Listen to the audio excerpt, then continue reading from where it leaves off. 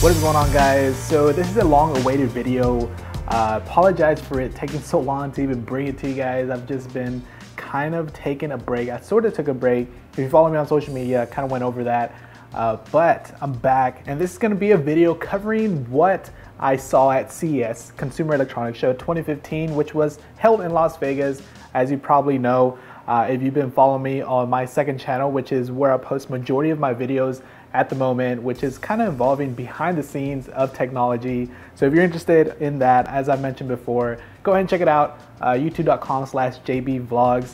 I do vlogs over there, so you can check out videos. But like I said, this is gonna be a recap video. I thought you guys may be still interested in this.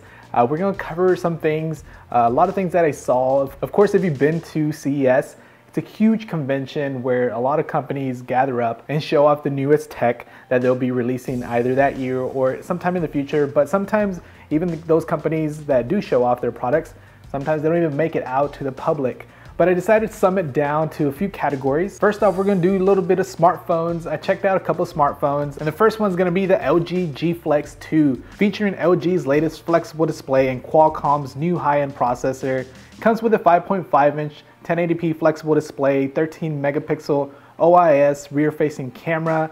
You got a Snapdragon 810 processor, a 32 gigabyte storage with expandable memory, supporting a micro SD, of course, and a 3000 milliamp battery with fast charging capabilities, which is going to charge your device from 0 to 50% in 40 minutes. Also, the G Flex is known for their self-healing back, which of course is going to be featured in the G Flex 2. Now, LG didn't provide any ETA, but they did mention that you are able to pre-order it on their website right now.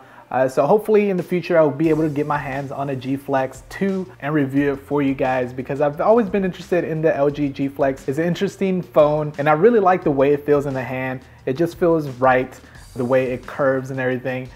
So yeah, hopefully I'll get to check out that device later this year. Now next, I did check out Asus's Zenfone 2, which is gonna be their new LTE phablet, I guess you could say, because it's gonna come with a 5.5-inch 1080p IPS display. It's going to feature a 64-bit quad-core Intel processor, a 13 megapixel rear-facing camera with an f-stop of 2.0, and a dual-color real-tone flash. Also, like the LG G Flex 2, it's going to have fast charge technology, which will actually charge your device from 0 to 75% in 30 minutes. Now, this device is going to have up to 4 gigabytes of RAM, and I'll kind of explain why it's up to 4 gigabytes of RAM here in a second. It is going to start with a 16 gigabyte internal storage, but you can actually expand it with a micro SD.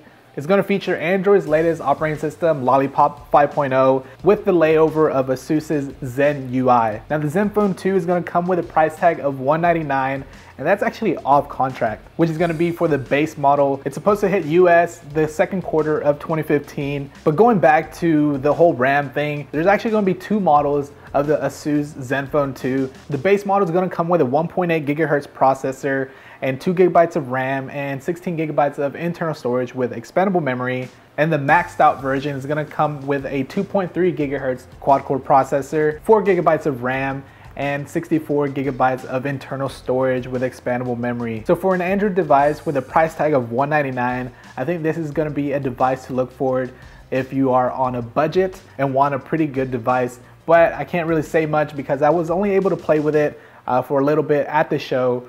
But later this year, hopefully I get my hands on that device as well. Next, I did check out Sony's booth, and at Sony's booth, I checked out a couple products, but one of the products we're gonna be talking about right now is gonna be action cameras. And that's because Sony's coming out with a 4K action cam. Now, Sony has been in the action camera game for a little bit. They have some models already available, which is going to compete with GoPro's line. But GoPro was actually a little ahead because they're able to record 4K footage, 4K content. And Sony is now catching up to the 4K scene with their new camera that's going to be available later this year. Now, Sony's action camera is going to be able to record 4K content up to 30 frames per second. You also have 1080p HD recording at a max of 120 frames per second.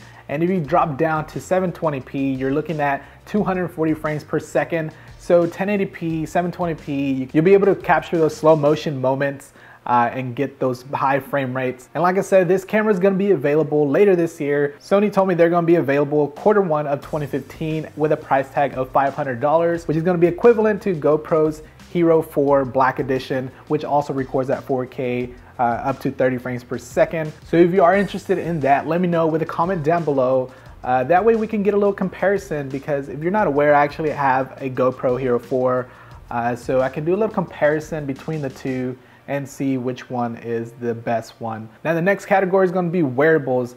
I went to the Sony booth once again and I checked out their new Sony Smartwatch 3, which is currently available with a silicone band, but at the show they announced a new steel band for their Smartwatch 3, which is going to make the watch a little more classy looking, because you see a lot of smartwatches nowadays either come with silicone bands or steel bands. So Sony is coming into the game with a steel band. Now if you're not familiar with the Sony smartwatch, it's going to have a 1.6-inch display with the resolution of 320 by 320. It's going to have a quad-core ARM A7 1.2 gigahertz processor, 4 gigabytes of storage, 512 megabytes of RAM, and it is IP68 water/dust resistant with a price tag of $250. So it's going to be running Android Wear.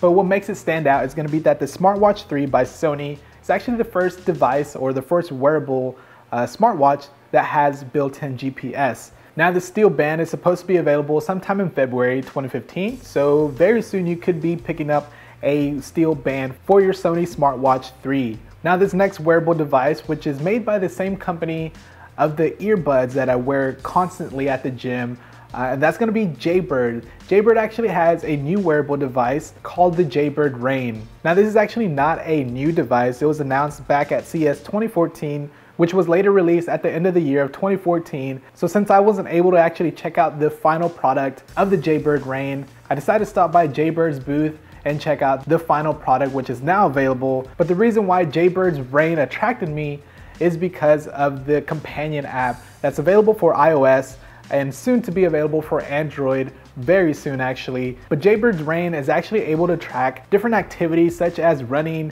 sleeping, bike riding, walking, etc. It actually automatically knows what you're doing and it tracks it all in the companion app. I hope to possibly check in that device out in the future and put it through some tests and actually put it to use, since I'm a very active person nowadays. I like working out and things like that.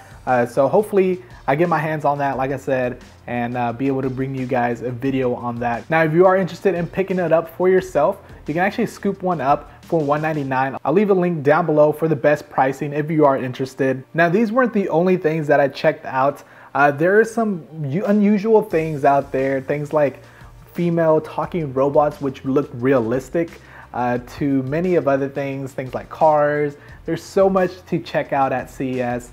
And being a one-man team, I wasn't really able to get as much footage as I wanted to, but hopefully you did enjoy this video.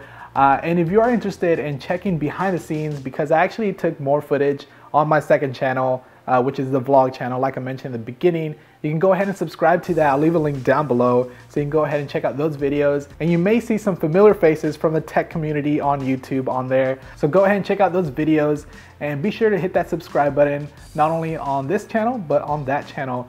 Anyways, guys, that's pretty much gonna wrap it up. As always, go ahead and hit that like button if you did enjoy this video and if you like this type of content where I talk to you guys from the camera. I think I might be doing more of these type of videos. I kind of like being able to interact with you guys like this. But anyways, if you're not following me on social media like Facebook, Twitter, Google+, or Instagram, go ahead and follow me on those. I'm always active on Twitter and Instagram, so be sure to follow me on either of those. If you do want to contact me, all the links are down below in the description.